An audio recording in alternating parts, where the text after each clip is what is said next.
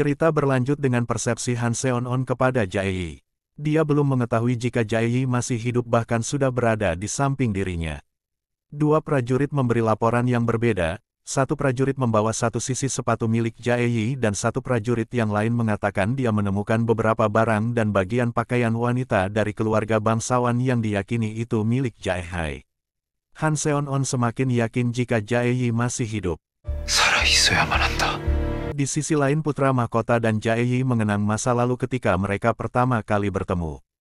Jae-yi jatuh cinta pada pandangan pertama saat melihat Han Seon-on. Menurutnya Seon-on begitu tampan dibandingkan putra mahkota. Putra mahkota mengalah dan tidak marah mengingat Han Seon-on adalah sahabatnya. 첫눈에 반했습니다. 그럴 아주 잘 어울리는 한 쌍이로구나. Saat Jae-yi memindahkan sebuah barang, tiba-tiba saja Taegang berada di depan Jae-yi. Dia menyuruh Jae-yi mengikutinya sambil menarik sebuah gerobak yang berisi jenazah. Jenazah itu adalah prajurit yang diutus putra mahkota untuk membawa hadiah pernikahan untuk Jae-yi. Jenazah itu akan dibawa ke Kim Myung-jin agar putra mahkota mengerti penyebab prajurit itu meninggal. Garam mulai ada peningkatan dalam hal autopsi. Semenjak belajar dengan Kim Myung-jin, perlahan dia mulai hafal beberapa bahan yang akan dipakai untuk autopsi.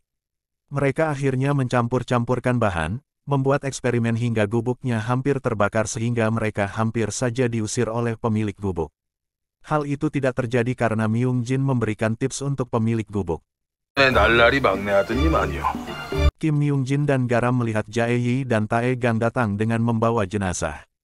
Tanpa basa-basi, mereka langsung melihat jenazah itu. Kim Myung-jin meminta waktu sehari karena putra mahkota hanya ingin mengetahui penyebab prajurit itu meninggal. Taegang kembali ke istana dan meninggalkan Jae-yi karena Jae-yi akan kembali di saat sudah mengetahui penyebab kematiannya. 시린을 알아내면 돼요? 그렇게 보냈는데 그리 되었습니다. Saat Jae-yi masuk ke dalam gubuk mereka, dia sangat kaget melihat wajahnya terpampang di mana-mana. Myung-jin mengaku jatuh cinta kepada Jae-yi.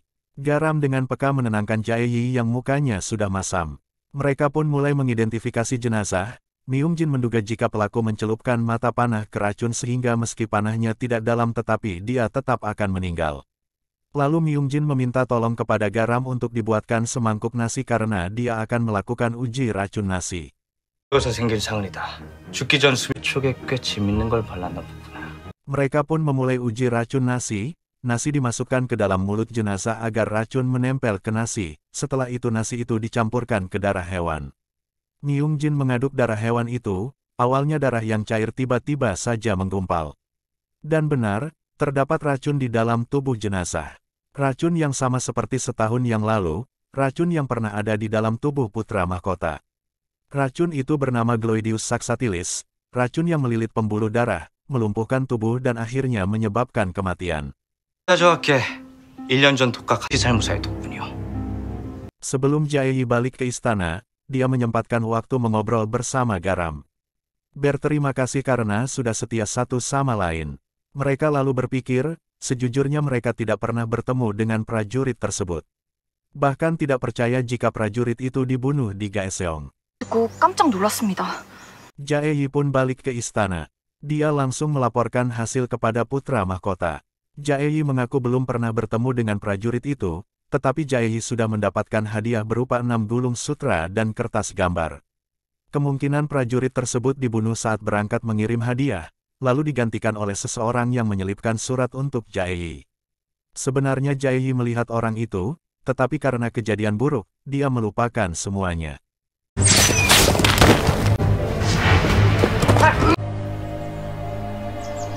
Jae-yi semakin bingung. Semua sangat tidak masuk akal, seseorang membunuh keluarganya tepat setelah surat rahasia dikirim.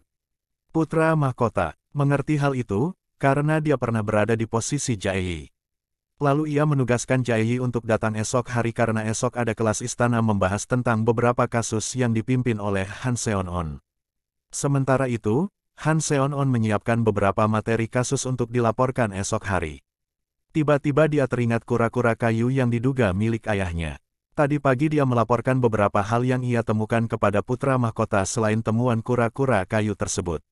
Seharusnya kura-kura kayu itu diberikan kepada putra mahkota agar diselidiki lebih lanjut, nyatanya Seon-on lebih memilih menutupi itu karena dia ingin menanyakan lebih jelas kepada sang ayah. 만한 건 없었는가? 하옵니다, 저. Saat Seon-on menanyakan tentang kura-kura kayu itu, Han Jung-eon mengeluarkan kura-kura kayu milik dirinya. Kura-kura kayu itu pemberian dinasti Ming saat berkunjung 2 tahun yang lalu. Ketiga pejabat yang berkuasa, Menteri ke-6 Biro dan Han Jung-eon menerima hadiah itu. Muka Han Seon-on pucat, dia bingung harus berbuat apa. Sedangkan Han Jung-eon mengerti mengapa putra mahkota tidak percaya kepadanya Han Seon-on. 저 앞에서 너를 안 믿는 것도 소자 마음의 짐을 Keesokan harinya, atas perintah Baginda Raja, kelas istana dibuat agar mencari cara untuk menangkap pelaku dengan mengumpulkan beberapa menteri dan pemimpin yang lain. Kelas istana dimulai, ada 3 kasus pembunuhan pria lansia dengan tanggal yang berbeda, mereka menyebut sebagai pembunuhan berantai. Han Seon-on menamakan kasus ini sebagai kasus mata angin, karena pola tempat pembunuhan berada di selatan, utara, dan barat. Jadi Han Seon-on memprediksi tempat pembunuhan selanjutnya berada di timur. Pendapat tersebut diterima oleh putra mahkota. Lalu putra mahkota memanggil Jae-yi, dia ingin mendengar pendapat dari Jae-yi. Pendapat Jae-yi bertolak belakang dengan Han Seon-on. Jae-yi tidak setuju dengan lokasi pembunuhannya terkait dengan mata angin. Jae-yi merasa dia dapat mengetahui lokasi pembunuhan selanjutnya jika dia diizinkan untuk melihat 3 jenazah yang lain. Karena pendapat itu, Han Seon-on merasa tidak terima. Seon-on dan Jae-yi beradu pendapat. Putra mahkota memberikan 2 keputusan. Han Seon-on melanjutkan patroli di arah timur sedangkan Jae-yi melanjutkan identifikasi 3 jenazah tersebut. 이에 정예병들을 선발해 한양 동부 두 번째 사건의 시신을 재수사하여. Setelah kelas selesai, para menteri memandang remeh Han Seon-on karena harus beradu dengan Kasim rendahan. Han Seon-on menahan amarahnya. Sementara itu, Raja memberikan hadiah sebuah apel kepada Jae-yi. Dia merasa bahagia memakan apel itu. 놓치지 않지만 칭찬할 순간도 놓치지 않느니라. Di sisi lain, Chow Won-bo menyuruh seseorang untuk mencari tahu segala hal tentang Jae-yi. Sedangkan Han Jung-eon memerintahkan kepada Seon-on untuk menangkap lebih dahulu pelaku pembunuhan jika tidak ingin menjadi bahan tertawaan. Bagaimana kelanjutan cerita mereka?